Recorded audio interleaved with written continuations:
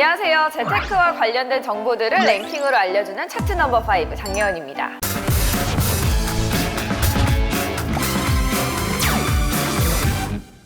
세계적인 인플레이션과 경기 침체 우려 등으로 국내외 경제의 불확실성이 어느 때보다 높아지고 있는데요. 특히 각국 중앙은행이 전례 없는 급격한 금리 인상에 나서면서 금융시장 변동성이 커지고 있습니다. 그래서 준비한 오늘의 주제입니다. 금리 상승기에 꼭 해야 되는 것 탑 5.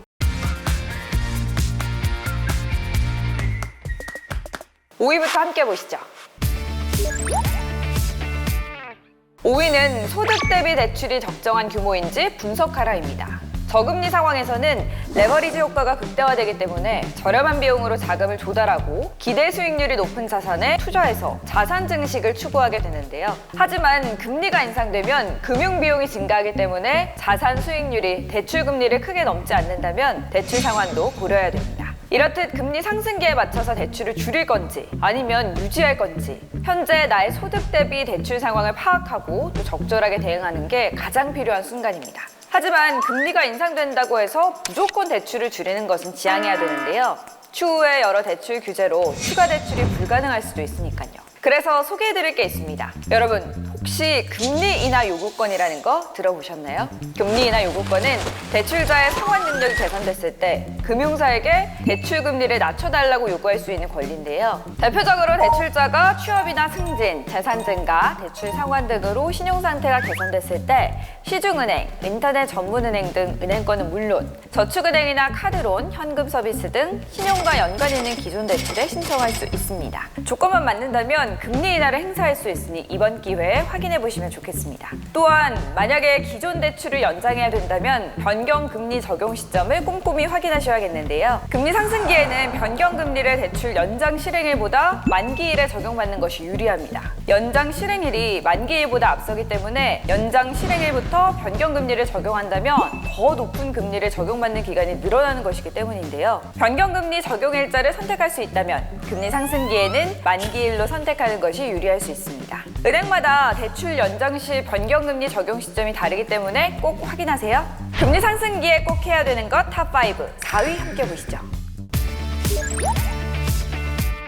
4위는 대출을 갈아타랍니다. 대출 이자를 줄이는 방법은 빠른 상황이 정론이지만 현실적인 상황은 녹록하지 못하죠. 이럴 때 적은 이자로 대출 갈아타기, 이른바 대환이 이자 부담을 줄이는 차선책이 될 수 있는데요. 하지만 대환 대출을 신청하기 전에 유의해야 될 것이 있습니다.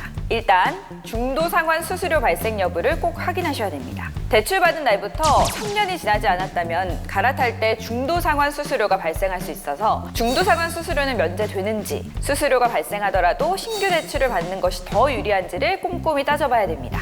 또한 최초 대출 당시와 비교해서 현재 시점이 총 부채 원리금 상환 비율과 담보 인정 비율 규제가 달라졌다면 새로운 대출 한도가 줄어들 수 있으니 주의가 필요합니다. 또한 최근 불법 앱을 설치해서 대환 대출을 유도하는 수법이 보이스피싱으로 활개치고 있어서 이 점도 꼭 유의하셔서 안전하게 확인해 보셔야 될 것 같습니다. 그리고 마지막으로 한 가지 더 말씀드리면 전문가들은 금리 상승기에 신규 대출을 하고자 한다면 변동금리보다 고정금리가 낫다고 입을 모으고 있습니다. 당장은 변동형 대출금리가 낮지만 금리 인상이 지속되면 대출이자가 정말 눈덩이처럼 불어나서 부담이 될 수 있다고 하니까요. 이 점 참고하시면 좋겠네요. 금리 상승기에 꼭 해야 되는 것 탑 5, 3위 공개합니다.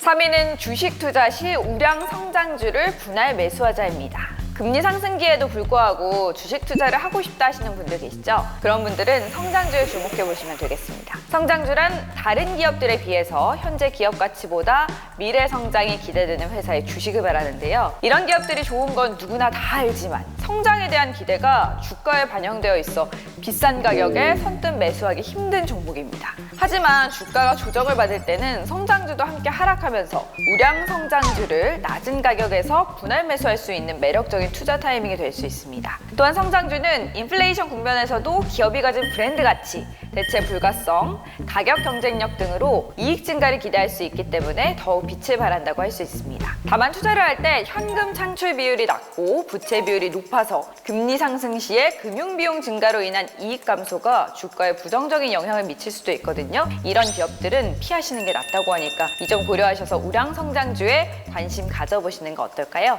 금리 상승기에 꼭 해야 되는 것 탑5 2위 같이 만나볼까요?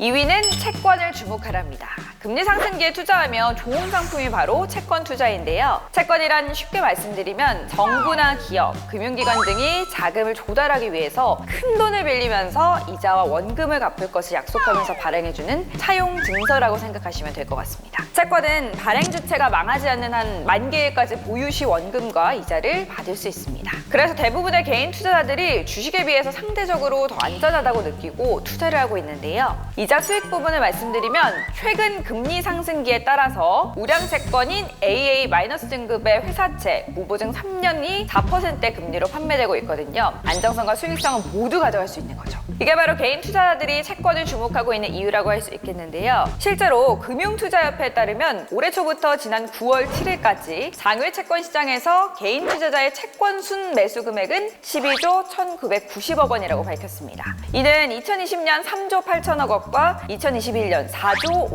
5,675억 원 개인 연간 순매수 규모보다도 두세 배로 웃돈 수준입니다. 무엇보다 금리가 고점일 때 채권 투자에 가장 유리한데요. 그 이유는 표면 금리가 높기 때문에 비교적 많은 이자 소득을 확보할 수 있고 이후에 시장 금리가 하락하면 채권 가격이 상승하는 데 따른 시세 차익을 또 도모할 수 있기 때문입니다. 그러면 아무 채권이나 사도 되냐? 채권은 다 안전하냐? 그건 또 아닙니다. 채권이 비교적 안전자산으로 분류되지만 금리 인상이 계속된다면 채권 가격이 내려가면서 손실을 볼 수 있습니다.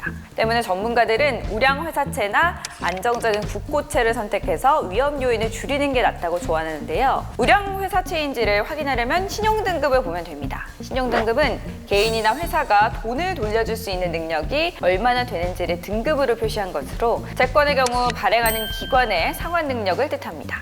당연히 신용등급이 높으면 그만큼 이율이 낮고 신용등급이 낮을수록 수익이 좋겠죠. 보통 신용등급이 AA 등급 이상인 경우만 우량회사채에 해당하니까 이를 잘 살피셔서 채권 고르셔야겠습니다. 하지만 아직도 채권은 좀 잘 모르겠다, 직접 투자하기 힘들다 하시는 분들은 채권형 펀드나 은행의 특정 금전 신탁을 통한 간접 투자 방법도 있으니까요. 이번 기회에 관심 가져보시는 거 어떨까요? 금리 상승기에 꼭 해야 되는 것 탑5 1위 만나보시죠.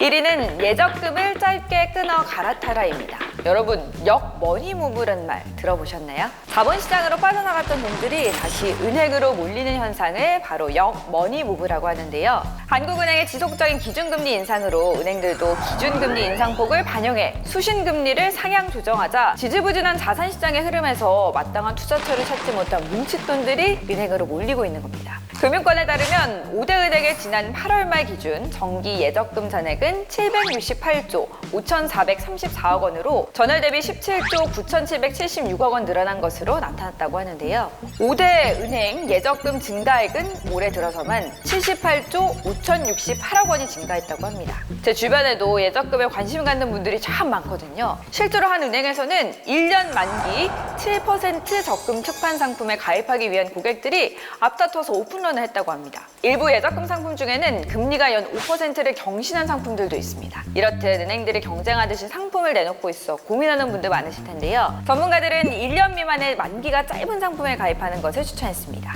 예적금 만기를 짧게 끊으면 추가 금리 인상 혜택을 계속 받을 수 있기 때문인데요. 적금의 경우에도 6개월 이상으로 만기가 묶여있는 시중은행과 달리 저축은행에는 만기가 더 짧은 상품도 나오기 때문에 선택지를 넓히는 것도 한 방법이라고 조언했습니다. 하지만 난 이미 예적금이 있다 하시는 분들은 금리 인상이 계속될 것으로 보이거든요.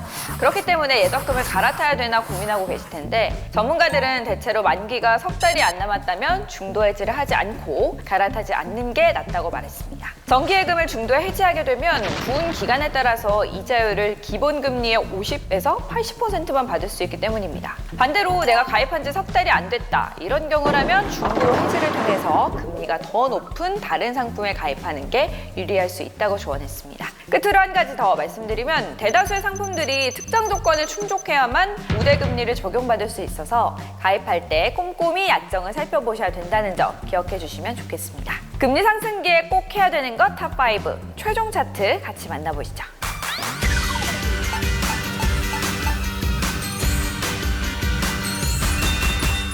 시장의 변동성이 클 때에는 큰 욕심을 버리고 자산을 지키며 재정비하는 게 도움이 된다고 합니다. 차트 넘버 5가 여러분의 자산 포트폴리오를 효율적으로 재구성하는 데 도움이 됐으면 좋겠습니다.